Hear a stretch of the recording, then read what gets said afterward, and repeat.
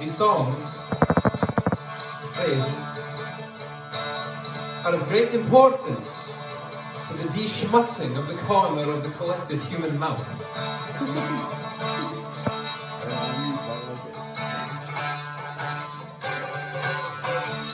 On the wall in the kitchen, behind the chair where I used to sit, there are still the dried remains of corn crake stew. I once asked my mother, what does God smell like?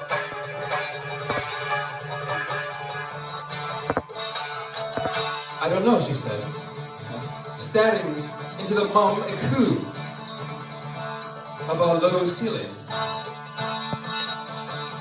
Well, God is everything, I asked. The birds and the trees and the clouds and the sun, she replied, staring deeper into the mom écrou of our low ceiling. Well, if God is everything, I retorted, God must smell like shit.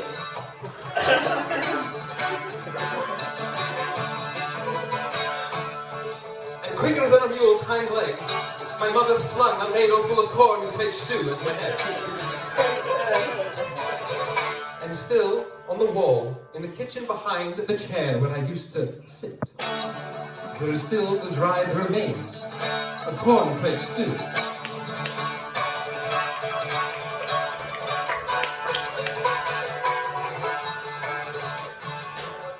If you're going to ask for advice, ask from someone who has a mouth on the top of their head. Otherwise, any old advice will just fall out of the bottom of their face due to gravity. And if you ask someone with a mouth at the top of their head, they have to really mean what they say to push against all that gravity.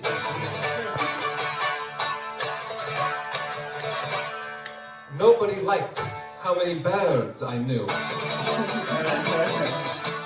I know 13 6.5/7 birds. 13 6.5/7 birds. 13 6.5/7 birds.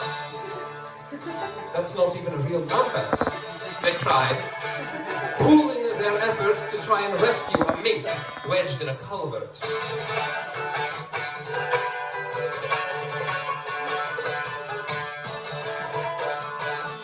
But I don't care. That is how many birds I know. 13 6.5/7 birds. 13 6.5/7 birds. 13 6.5/7 birds.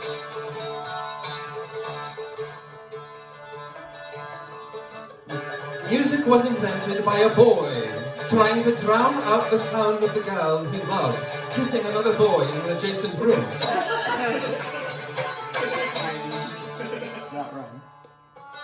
But it was also invented at the same exact moment on the other side of the world by a girl who bit into a pear so lovely she began to sing.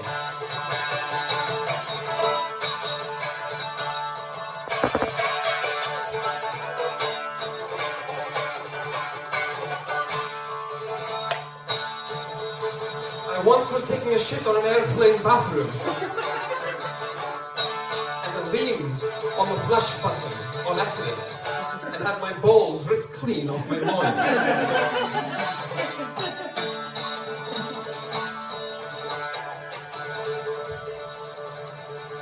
A handkerchief is not for your hand, it's for your nose. Not your hand, it's for your nose. Not the hand, it's a nose.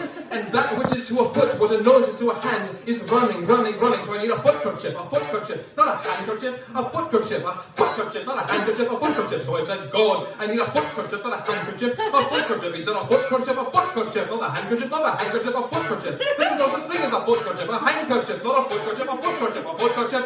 And I said, why do you need a handkerchief? I said, a footkerchief. He said, why do you need a footkerchief? I said, because that too which is to a foot, what a nose is to a hand, is running. Oh, he said. Woo!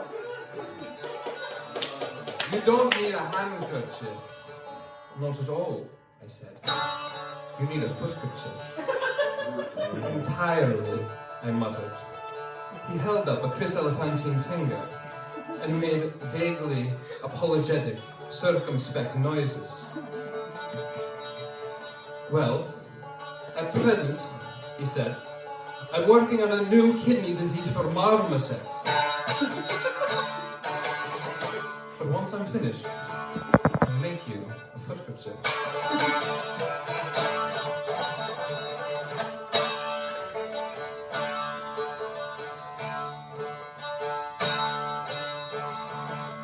A quail got sick all over my perpetual motion device, which I had created for a convention in Oslo. Excited from my recent breakthrough, I was probably eager to find a confidant.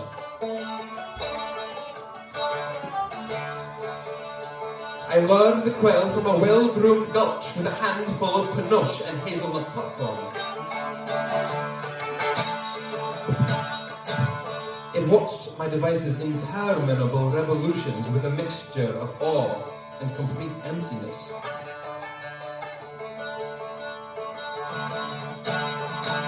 It opened its mouth as if to yawn, then shut it. Then opened its mouth again, this time purling with hazelnut-colored vomit. And now, my sporadic motions indicated that my perpetual motion device was now a very sporadic motion device, of no use to the scientists in Oslo.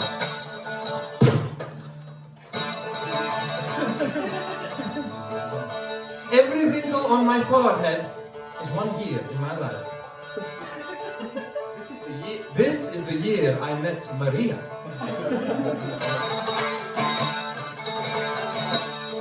This is the year I met Penelope.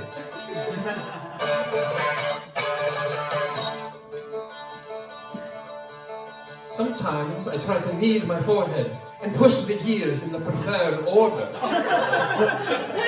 I should have met Penelope before I met Maria. But Maria doesn't like when I touch my forehead. She says it gets forehead oil on my hands, and she can smell it on the mail.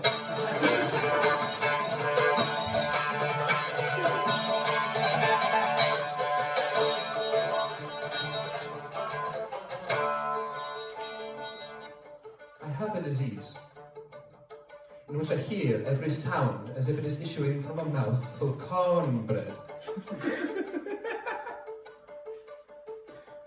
The sloshing of the waves, the swaying of the trees, and even the brassy galoshing of jazz music, all sound as if issuing from a mouth full of cornbread.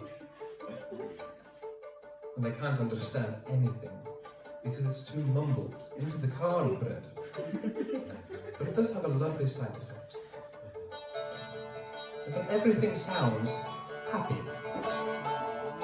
Because that's the way you feel when you have a mouth full of cornbread.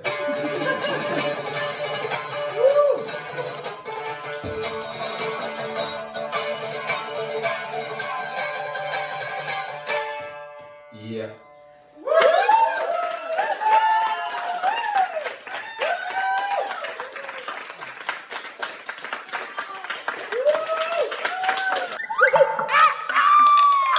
Oh!